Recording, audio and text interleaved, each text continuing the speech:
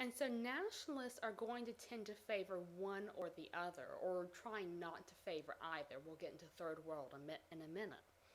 And it really depends on which specific world tends to have the most influence already. So in terms of Cuba, um, there's an alliance or overtures made to the Soviet Union because as these Cuban nationalists led by Che Guevara and Fidel Castro, they definitely see how Marxism can be applied to Cuba. Maybe not necessarily in an economic sense, but definitely they do see the historical argument for it. That they have always been persecuted first by Spain, then by the United States, and perhaps by adopting communism, by adopting the Soviet Union as an ally, this is going to give Cuba a little bit better of a position to be able to regain their nationality, to be able to push out U.S. influence. So the U.S. supported government is overthrown by Cuban nationalists. And although there is an attempt to try and shore up the government under Baptista, they are unsuccessful in doing so. The objective by Castro and Guevara is this. First of all, you want to push out Western imperialism, bring communism to Cuba in hopes of bringing about a more equal society, a Cuban society, not a Cuban society dominated by Spain, not a Cuban society dominated by the United States or an outside power, an individual, independent Cuban society. So it's their efforts of pushing out foreign rule while retaining, because their efforts at pushing out foreign rule at the War of Independence was so unsuccessful because they retained the influence of the United States. This is what's really making them more devoted for such a dramatic change. And this military failure is a major concern for the United States because obviously Cuba is so close to U.S. shores. Communism could infiltrate up through Miami, into Miami, up through Florida. And so it's scary that for the United States that communism might have a base of operations much closer to the United States continent itself. The fact that Russia and Alaska were so close was a concern, but since Alaska was so sparsely populated, it wasn't as much of a concern as having a toehold in the Caribbean. The influence of having Russia, the Soviet Union, so close again, violation of the Monroe Doctrine and the Roosevelt Corollary that other Western powers are not supposed to be able to intervene in the American hemisphere. The fear that communism would then spread further south into South America, following the domino theory, and other South American countries would eventually fall to communism.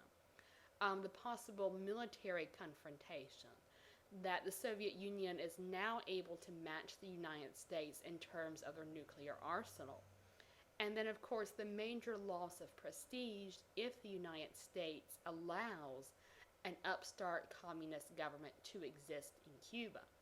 So first of all, you have the invasion of the Bay of Pigs, where small squadrons of Cuban loyalists to Baptista, who had CIA training, are sort of supplied and allowed to go out into Cuba and try and pull down Castro's regime.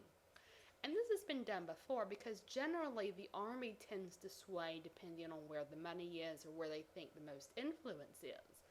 And so the U.S. has sponsored invasions like this before, and the army usually comes over to the U.S. side.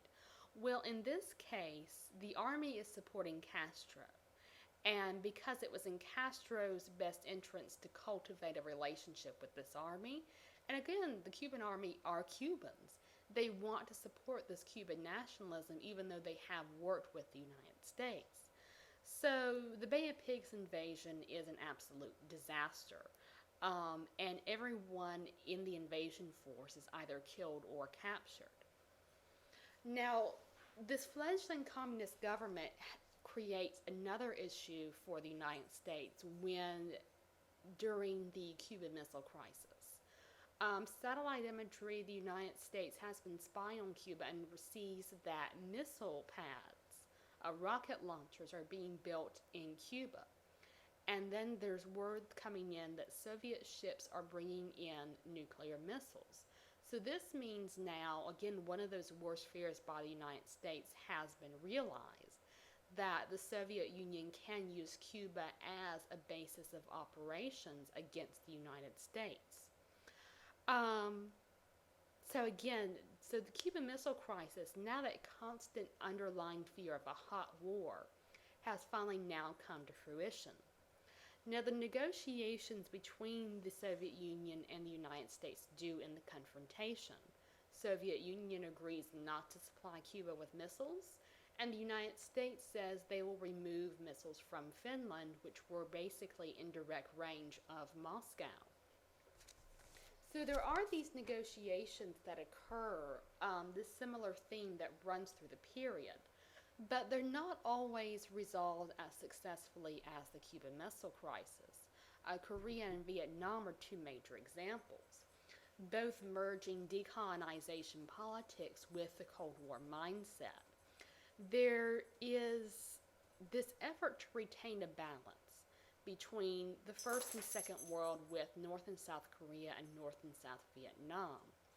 But this idea of having Northern territory, which is going to be communist, and Southern territory, which is going to be capitalist democratic, really undermines the Korean and Vietnamese population in terms of for what they want for their own nations. Now, the Korean conflict is going to conclude with no change in terms of politics, except for a definitely poor, increasingly poor, First World relations with North Korea and the Soon family. But Vietnam is a massive devastation, the civil war between the rival Vietnamese groups, the United States and China. And it's really part of the reason why it has such an enormous reputation in the United States isn't just from the number of lives lost, because although those are definitely significant, the number of lives lost is actually relatively small in Vietnam. It doesn't match up with World War I, with World War II, with the U.S. Civil War. But the fact that these were all very young men and that their deaths were very much needless, this intervention into a foreign country, the United States was taking a bullying stance. But at the same time, the Soviet Union is taking this stance as well with their allies in North Vietnam with Ho Chi Minh. The fear of the domino theory is really coming true, that if one nation is going to go red, then another may follow. Cuba was seen as a beacon to the rest of Latin America, and the intervention of the United States in various countries with training forces, with supporting leaders, they viewed as safe capitalists regardless of their personal policies. And the Soviet Union has a very interesting position in terms of this domino theory. They can influence Europe, Asia, and the Middle East because they are in contact points with all of these areas. And that was part of the concern with Korea and Vietnam because they were also related to the influence of China.